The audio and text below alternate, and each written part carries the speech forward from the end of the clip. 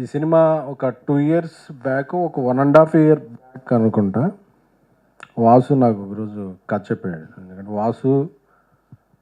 వాసు చేసే ఏ సినిమా అయినా ఫస్ట్ కథ నేనే వింటుంటాను. ఎందుకంటే ఇద్దరం ఒక రూమ్లోంచే స్టార్ట్ అయింది లైఫ్.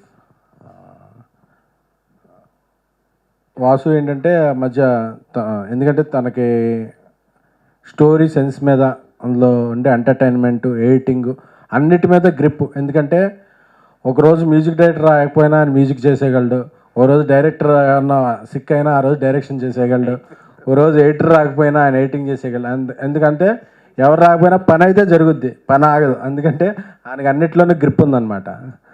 సో అలాంటి వాసు చేసిన ఒక 2-3 సినిమాలు కోవిడ్ టైంలో సరిగా అంచనాలు అందుకోలేదు. అంచనాలు అందుకున్నప్పుడు అందరూ కూడా ఇంకా వాసు అవుట్డేట్ అయిపోయిందేమో అతని కంటెంట్ ఇది అని విమర్శకులు అనేవాళ్ళు. బట్ దాన్ని తను ఛాలెంజ్గా తీసుకుని ఒకరోజు వచ్చి చెప్పాడు, అరే నేను మళ్ళీ ఒక సినిమా కొత్త వాళ్ళతో తీసి గట్టిగా కొడదామని డిసైడ్ అయ్యానురా, ఆ ఎఫర్ట్ అయితే పెడతాను రా, నేను కథను ఎలా నమ్ముతానో ఒక డైరెక్టర్ అయితే నచ్చాడు నాకు అని చెప్పి మనోడు వచ్చి కథ చెప్పాడు. ఆ రోజు చెప్పినప్పుడు మన ఇద్దరం కలిపి ప్రొడ్యూస్ చేద్దామని చెప్పాడు. సరే అని చెప్పి కథ అంటే నాకు కథ చాలా బాగా నచ్చింది. నచ్చితే లేదు వాసు ఇది బాగుంటుంది. ఎందుకంటే ఆ రోజు ఆ కథని ఈ విధంగా వస్తుందా రాదా అని చెప్పి ఎవరికీ నమ్మకం లేదు. బట్ వాసు ఈ కథను చాలా బలంగా నమ్మి అలా స్టార్ట్ అయింది. ఆ తర్వాత బేబీ రిలీజ్ అయింది, నేను హిందీ వెళ్ళటం, అలాగే తను ఈ సినిమాలో మూవ్ అయ్యాడు.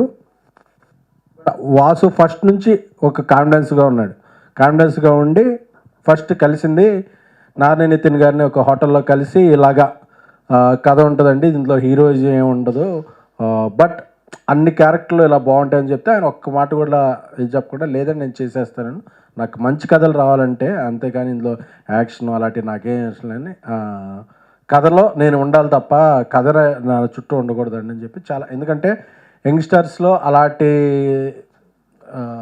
ఆలోచన సరళ అనేది ఉండటం చాలా మంచిది, కథలకు మంచిది. ఎందుకంటే మంచి కథలు వస్తాయి, వాళ్ళు ఉండే సినిమాలు మంచిగా ఆడతాయి. సో అందుకే ఇప్పుడు ఆయన లక్ ఏదో అంటే నేను నమ్మను, ఆయన ఆలోచించే విధానమే ఆయన సక్సెస్. ఎందుకంటే ఇలాగ నేను కథలో ఇలా ఉండాలి, కథలను చెప్పాలి అనుకోవడం. ఎందుకంటే ఇప్పుడు చాలామంది కథలను చెప్పాలనుకోవట్లా, సో కథను చెప్పాలనుకోవడం ఆయన సక్సెస్, కథలు ఎమ్మిడిపోవటం. సో ఆయనకి ఇలాంటి విజయాలు మరిన్ని విజయాలు రావాలి. సో ఇక ఈ కథకి మంచి ఒక ముగ్గురు ట్రయో వాళ్ళ మధ్య ఉండే రొమాన్సే ఈ సినిమా. సో రొమాన్స్ అన్నా అండి, అంటే మీరు ఆటగాడు కావచ్చు, అది రొమాన్స్లో అనిపించచ్చు, కెమిస్ట్రీ. అది అంకిత్, కసిరెడ్డి ముగ్గురు వాళ్ళ టైమింగ్ బాగా కుదిరింది. సో వాళ్ళ టైంకి సెట్కి వచ్చారో తెలియదు కానీ టైమింగ్ అయితే మాత్రం బాగా కుదిరింది. సో అది ఈరోజు తెర మీద చూస్తున్నాం. ఇప్పుడు జనాలు అందరూ గట్టిగా నవ్వుతున్నారు అంటే ఈ మధ్యకాలంలో జనాలు నవ్వటం మానేశారు థియేటర్కి వచ్చి. ఎందుకంటే లార్జ్ దెన్ లైఫ్ సినిమాలు అయిపోయినాయి, చాలా అయిపోయినాయి. సో అందరూ నవ్వుతున్నారంటే కారణం దానికి ఆ కెమిస్ట్రీ బాగా కుదిరింది.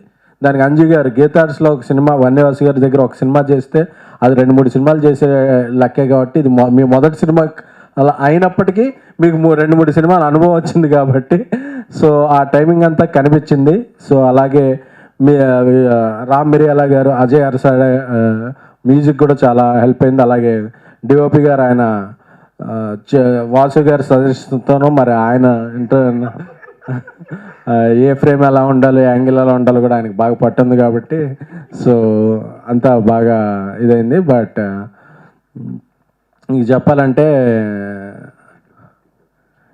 ఎడిటర్ పవన్ కళ్యాణ్ గారు, ఎడిటర్ పవన్ కళ్యాణ్ గారు ఇప్పుడు ఆ పేరు ఎక్కడన్నా ఒక వైబ్రేషన్ అనుకోండి.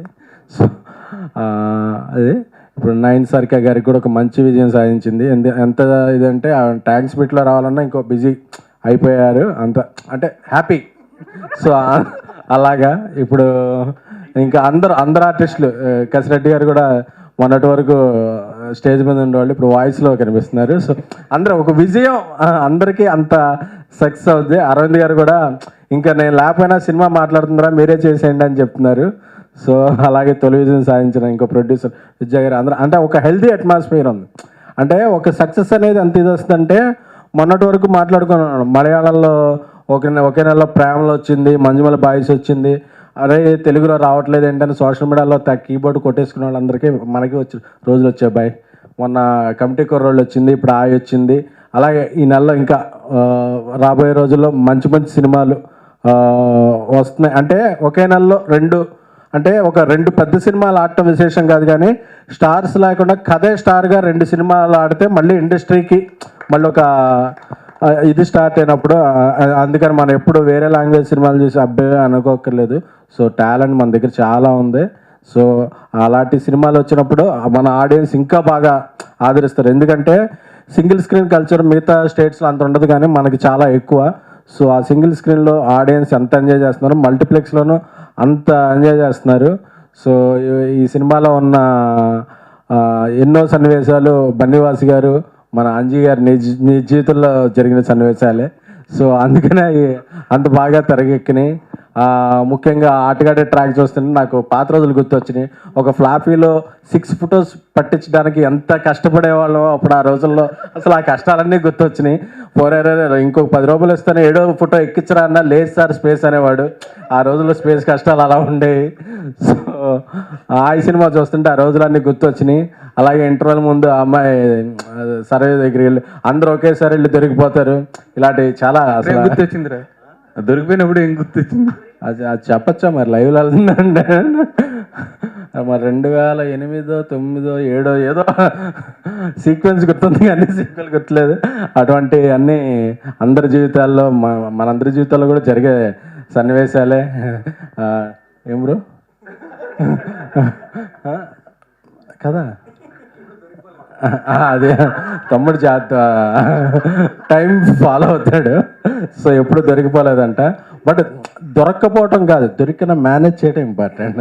సో అది చాలామందికి నువ్వు ఒక మంచి ఇన్స్పిరేషన్ ఇచ్చావు. సో అది అందరం ఇలా ఈరోజు సక్సెస్ మీట్ ఇంత ఆనందంగా ఉందంటే అది నిజమైన సక్సెస్. లేకపోతే సక్సెస్ మీట్ పెట్టినా మన ఫేసులు సీరియస్గా ఉంటాయి, మీ ఫేసులు సీరియస్గా ఉంటాయి, అందరం నవ్వుకుంటున్నాం అంటే ఇది నిజమైన సక్సెస్. ఎందుకంటే సక్సెస్ మీట్ పెట్టడం కామన్ కదా, సినిమా ఎలా ఉన్నా సక్సెస్ మీట్ పెట్టాలి, థ్యాంక్ యూ మీట్ పెట్టాలి. బట్ అసలు సక్సెస్ ఏంటి, అసలు థ్యాంక్ యూ ఏంటి అన్నది ఎందుకంటే ఎలక్షన్స్లో బూత్ టాక్ ఇంపార్టెంట్, సినిమా కలెక్షన్స్కి మౌత్ టాక్ ఇంపార్టెంట్. మనకి పోలింగ్ బూత్. సో ఈ సినిమాకి అన్నీ కుదిరినాయి కాబట్టి ఇంత సక్సెస్ అయింది. ఎందుకంటే 2వ వారం అంటే జనరల్గా ఫస్ట్ వారం 100 థియేటర్లు రిలీజ్ అయితే సెకండ్ వారం 50 థియేటర్లకు వచ్చేస్తాయి. బట్ ఫస్ట్ వారం 100, 150 స్టార్ట్ ఇప్పుడు 400 దగ్గర దాకా వెళ్తుందంటే ఇది పెద్ద విషయం. సో హాయ్ అనే సినిమా అంతమంది జీవితాల్లో ఎంతో హాయిని తెచ్చింది. సో ఈ విజయాలు ఈ టీంలో అందరికీ కంటిన్యూ అవ్వాలి.